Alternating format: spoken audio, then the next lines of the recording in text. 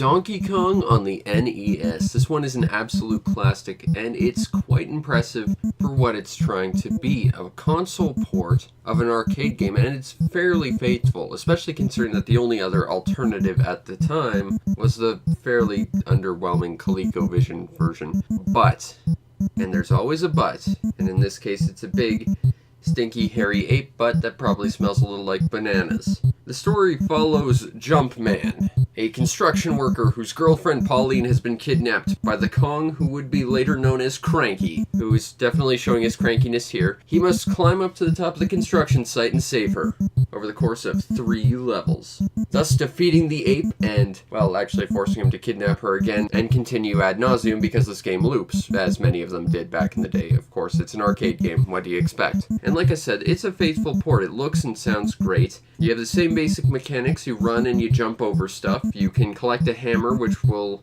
basically glue you to the ground, but you can damage stuff. Honestly, I always kind of thought the hammer was a bit of a trap in this game, because you can't jump or climb or make any real progression, but still, you can do it. This game also features falling damage, and our boy Jumpman, despite his name, cannot jump very far without dying of falling damage. That part took a little bit getting used to when I first played this game way back in the day, and might if you're not really all that familiar with this game. But the mechanics are very simple. You've got obstacles, you need to avoid them, or again, if you've got a hammer, try and destroy them, and get to Pauline at the top of the tower. And you do this over the course of 3 levels. Now, like I said, there's always a but, and that is, while this game is rather faithful and impressively so to the arcade version, it's also missing a quarter of the content of the arcade version. See, this game has 3 levels, and if you're familiar with my playing of Donkey Kong 64, which had a relatively also faithful port of this arcade game in it, you'll recognize that that version had 4 levels. Yeah, this version cuts the cement factory stage, which is kind of obnoxious because, I mean, if you're going to cut a stage,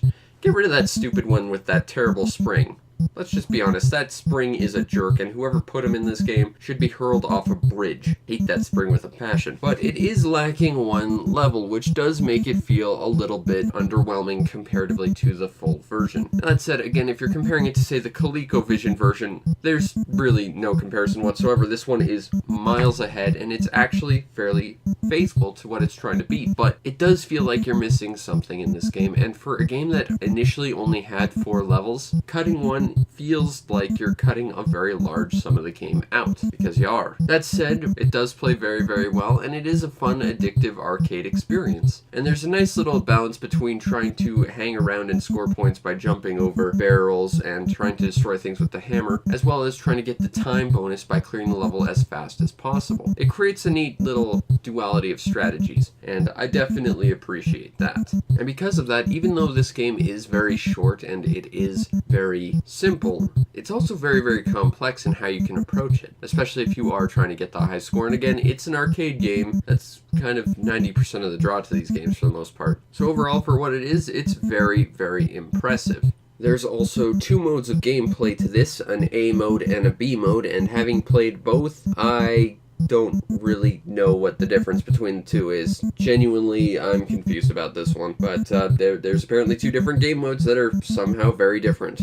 So, replayability, I guess. The overall presentation to this game, well, like I said, it's pretty much bang on for the arcade game, and that is kind of flooring, especially because it wasn't the most simplistic arcade game of all time. Not like, say, Space Invaders or Centipede, which was basically a single screen that just repeats itself. This game had to create multiple screens, and it had to have assets from each screen, as well as different sound assets. And, well, the audio is definitely very, very lacking. I mean, seriously, there's only like 1 actual proper song in this game, and it's 10 seconds long. It's still really faithful to what it's trying to be, and that, for the tiny little NES, is very impressive. I'm quite impressed with this game. Now, if you want a copy of Donkey Kong on the NES, cheapest one I'm seeing right now, wow, is like $45. Holy crap. There are some caveats to this. First of all, we're talking about the standard NES version.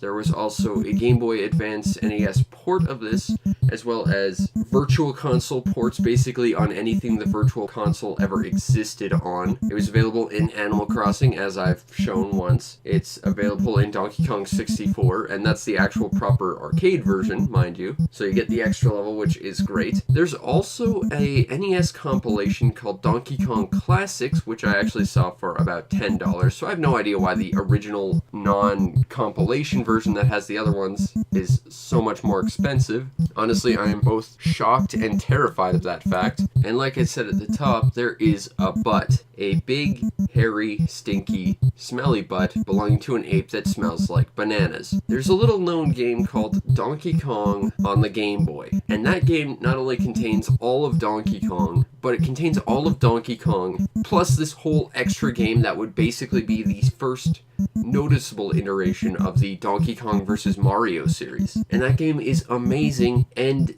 seriously, right now I'm seeing a copy for like $10. And while you have to sacrifice color, the amazing amount of content you get in that game, the fact that it's portable, the fact that you get this game plus its whole other game that is just so very big, seriously, you should just get the Game Boy version, because that is, I think if we're not talking about the arcade version, it is probably the definitive way to donk some Kong. Because honestly, this game for $45 is way, way, way too much, especially considering you can get it digitally for basically nothing on any Nintendo platform. But more importantly, you can get a Game Boy version for less through the same means, and you get this game and more.